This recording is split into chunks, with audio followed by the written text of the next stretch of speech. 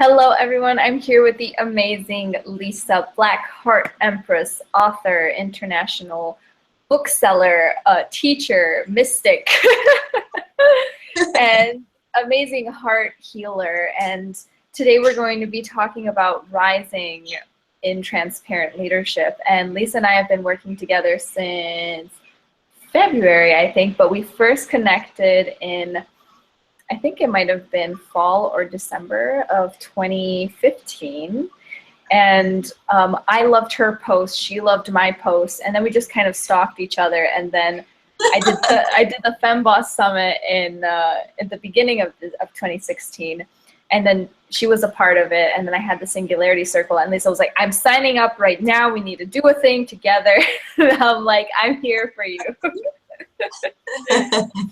So Lisa, you have two books out, and your story is amazing, and you fully embody transparent leadership, and you've evolved the last 6 months into a singularity storyteller extraordinaire using YouTube, Facebook, community building, images of yourself, selfies, and really sharing and inviting us into your world as the Heart Empress, as your brand. So tell me a little bit about what, I know it's an evolving and continuing evolving process, but what started, if there was a moment in your life where you realized this work with emotional healing is something that I want to do, and this is the legacy I want to leave behind on my little time here on the planet. Woo! What a good question. I love it. I love it. Gosh.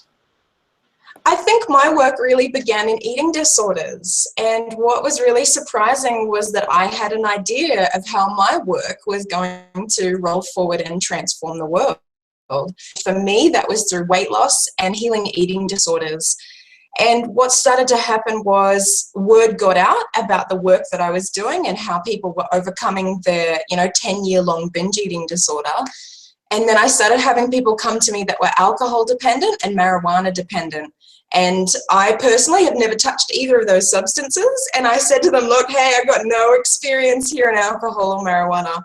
I said, but if you want to dip down into what's really going on emotionally and heal that, I have a feeling that those dependencies will lift.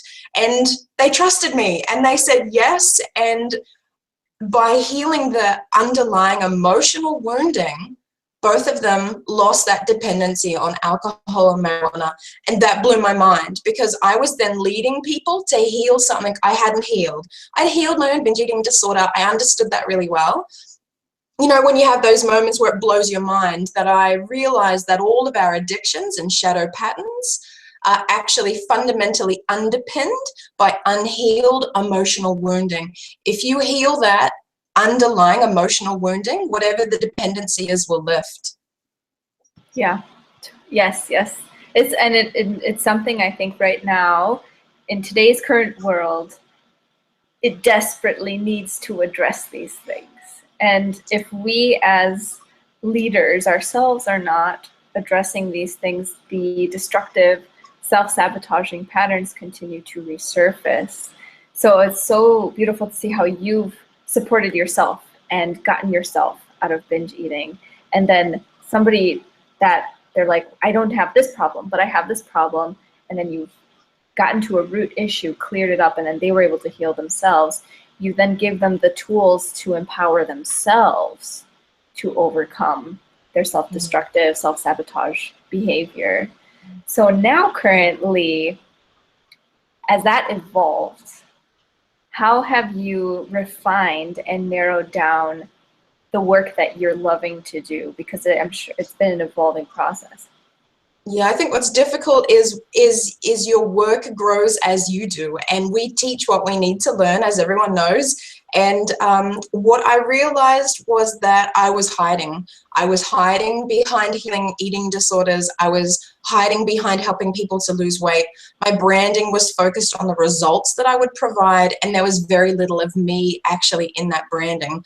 So I got very brave and courageous, and I actually made myself the brand. I launched my own public figure page, and I started talking about Lisa Black as an entity, as a person, because what I realized was any offering that I made intrinsically had me intertwined in it. So moving away from a problem-based marketing system, from weight loss and binge eating, to more focusing on a particular type of people, which are my mirror. So I actually serve the highly sensitive, the deep feeling empaths, the people who can't even run away or get away from their feelings. They're so intrinsically connected like me.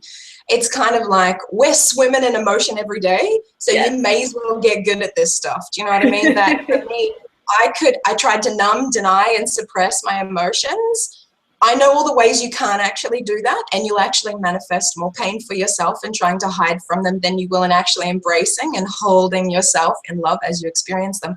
So I think what I realized is that I had to love myself so much that every reflection of myself that I encountered on Facebook and in an introduction call and as a client, I had to extend them love. And that was so powerful for me to be able to embrace myself and understand myself as I saw myself reflected, and really choose to devote myself to my market, to my people, because everything that I do is so deeply infused with me.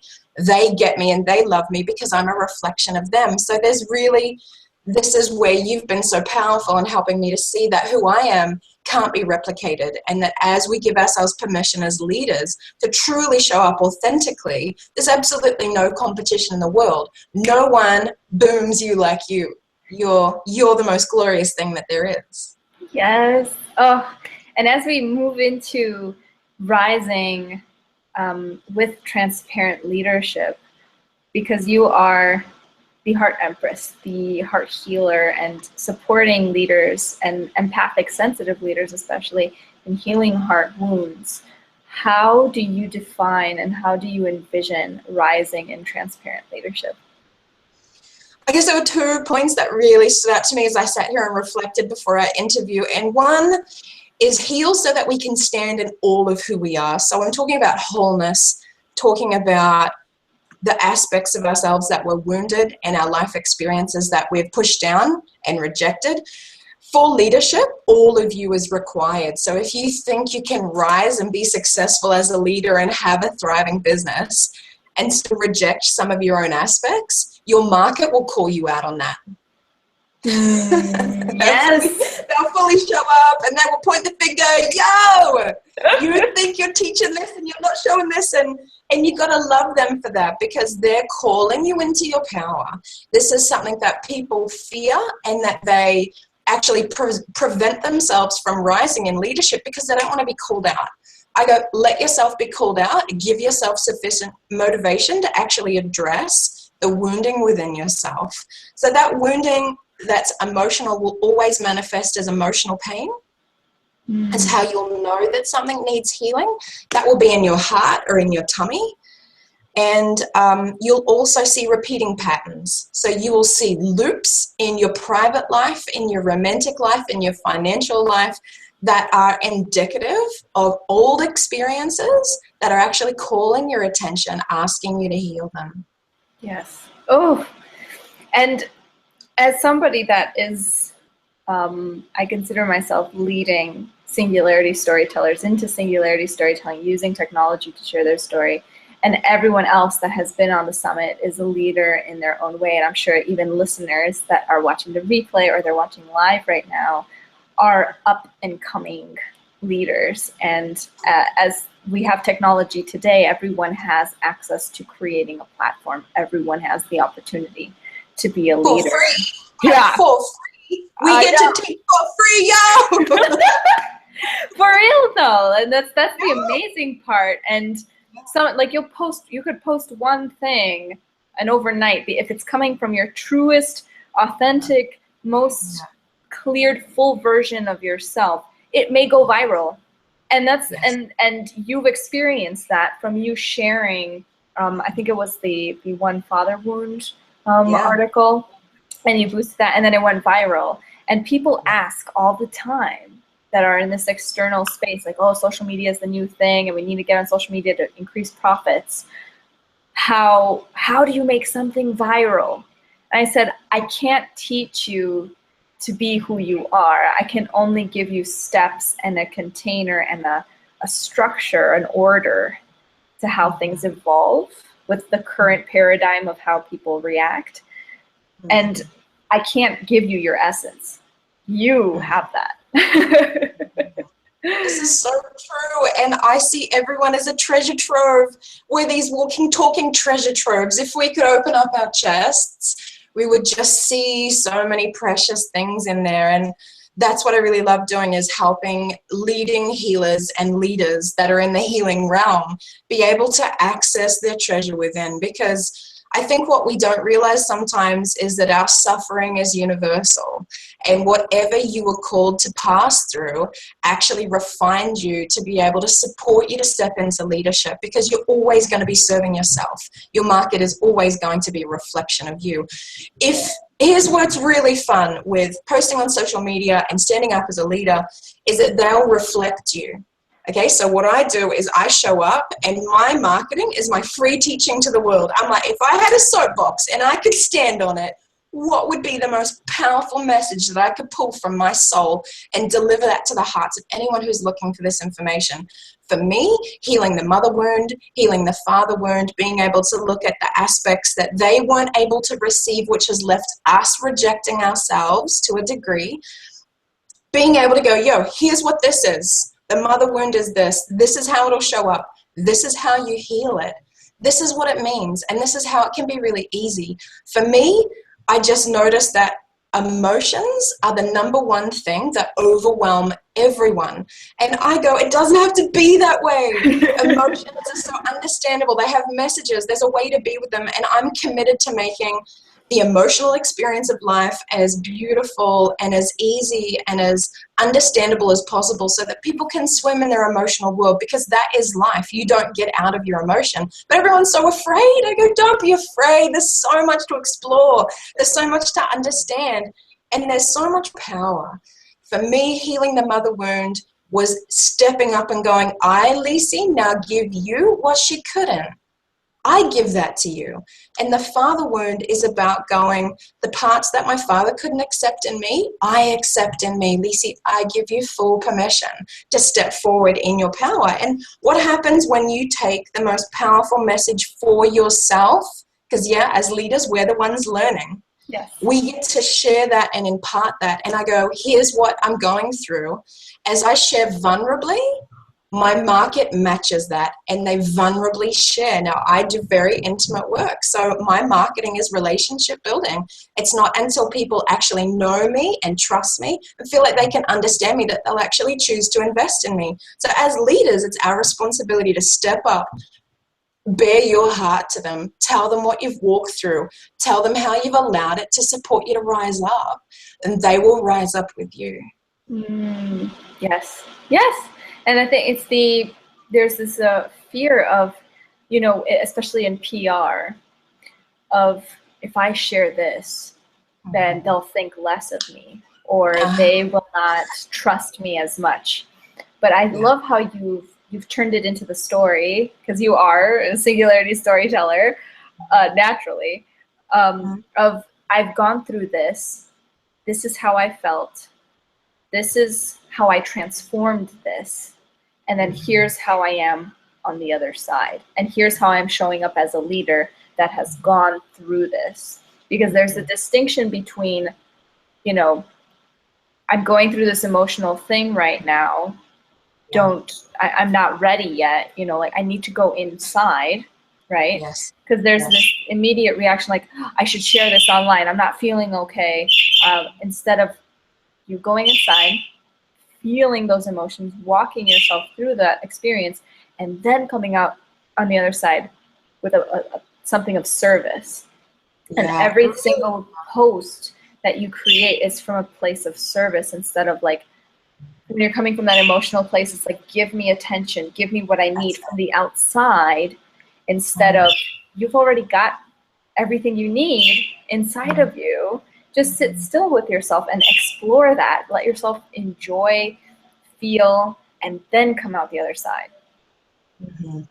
And I think what's powerful is anyone called to leadership will actually recognize that transparency is required today, because if you're going to have a front, your market's going to have a front with you. So they will reflect you at every step and damn you. So it's really wonderful that we're really in a world now that supports us to heal, because like I said before, your market will call you out on your shadow. And if we're doing attention-seeking stuff and having our stuff come up and we're using that to almost subtly manipulate our market, they sense that. And even if we get a reaction, we're not going to get souls who trust you, souls who are prepared to engage with the process, and souls who actually believe that they can rise. And that's what my clients have. In my first book, I expose my miscarriage. And when I'm suffering, it's a very private experience for me. I'm very introverted. I don't look it. And I just wait until I am at peace, till I feel that sense of wholeness and completion with my own healing. And then I share that. And it's fine to make it public. What we don't want is, we don't want anything lurking in the shadow, that if someone really Googles you and looks back 20 pages into your past, sees that you really struggled with weight and now you're trying to sell yourself as this incredible fitness leader, and you think you can hide that, there's no way that we can hide anything anymore. So we're really being invited into deep acceptance, really being invited to heal the shadow. And this was one part that I really think is important for leaders to be able to hear. If you're rising up and you go, I see I have an amazing skill set. I see that people need me. I see that I actually love to serve, but this part of me is going to hold me back. That aspect that you're judging within yourself is exactly what you need to actually rise in leadership. And an example is, when I first started my business, I traveled around the country and I would do live events. And what I noticed was that I love speaking, and I could speak and speak and speak and speak, and I love speaking. And I started to judge myself as being selfish. I started judging myself as being attention seeking. And only about 6 months ago, I spoke in front of 100 people. And after that, I had a little lineup of fans, and they were lining up to hug me because I spoke so deeply into the sense of rejection for the highly sensitive, that they just wanted to thank me for helping them to feel like they weren't alone. And they lined up. And for an hour after I drove away from that, I felt terrible that I loved people lining up for me, Isabel. I felt disgusting. I felt how terrible that you want people to line up like you are so important. You just want them to get in line so that they can get some Lisi love. And I made myself bad. Now, any rising healer, leader who's hearing this, that is your light. I'm destined to stand up and rise and lead because I love loving people, and I love seeing them actually want to receive that from me and lining up. They were just waiting for hugs, and they just said, thank you so much. It's not until we actually realize that our light is in our shadow, that part of me that's selfish and that's attention seeking and that loves to be loved. That's my light. That's what makes me self-adoring. That's what makes me worthy of sharing a message. That's what makes me somebody that people can relate to, because I love loving them. So it's so powerful to be able to spot your shadow and go, boom, that is my light. Bring that stuff to the surface and you will glow. I love that. Yes. And I feel now that people are getting to know you and you're getting more out there, like you've already been out there, now it's just even more, it's escalating and scaling, which is beautiful. If somebody is new and they're watching the replay and if this is really resonating with them, how can they connect with you? Where can they find you? Where can they read your books? Do you have an online community, something you can connect with you on? I think what's lovely is that everything is Lisa Black, so LYSABLACK.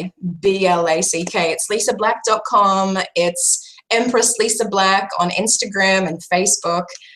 Really the best place for people to start with me is to read my books. My first book is Heart Healing, the 13 Principles of Emotional Self-Healing. And that was actually created as a guide to be able to support my clients to do their work in between sessions. So often people will read that before they have a session with me, because you'll know more coming in and you'll be more familiar with the work.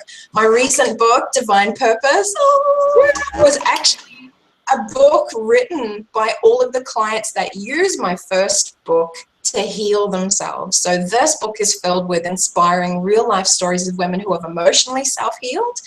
And the point of calling it Divine Purpose is that being who we are is divine. And that's the intention for why we're here, to unleash who we are, to bring our shadow into the light, to heal so we can find wholeness, and to be able to embrace our shadow selves and everyone that's around us. So I do have a secret community. It is a secret group called Heart Leaders, and that's for really highly sensitive, emotionally deep feeling healers and leaders who really want to own their truth and rise in purpose. So you can send me a friend request on Facebook to get access to that. Just look me up, Lisa Black. Beautiful. Well, thank you again, Lisa, so much for your time today and for embodying the transparent leader, and also for being in the Singularity Circle. And Lisa and I, full transparency, have also worked together on both sides. She's in the Singularity Circle. I've done sessions with her, and it's been transformative working with her. And I have both of her books. They're both on my bedside table. And between sessions, I read it when I'm doing my self-care time. So I highly recommend checking out her books, working with her, joining her community, and checking out her work. Oh, you're so glorious. That, you know, I love it that you called me a natural storyteller, because I was, but I had no one to tell my stories to. I'm like, hello. And you can like tell everyone on social media and Instagram and YouTube. So that's where I'm pouring my gold into. I love being able to use what you've taught me to take what I want to share with the world and harness it with the power of technology. So thank you so much for helping me to bring my teaching to the world, sweetheart. Of course, that's what I love to do. I'm the storyteller and the connector, and the summit is another extension of that. So thank you everyone for joining us today. Keep in the loop. If you're a replay viewer, thank you for watching. Check out Lisa's work, and we will see you throughout the day. Bye. Bye.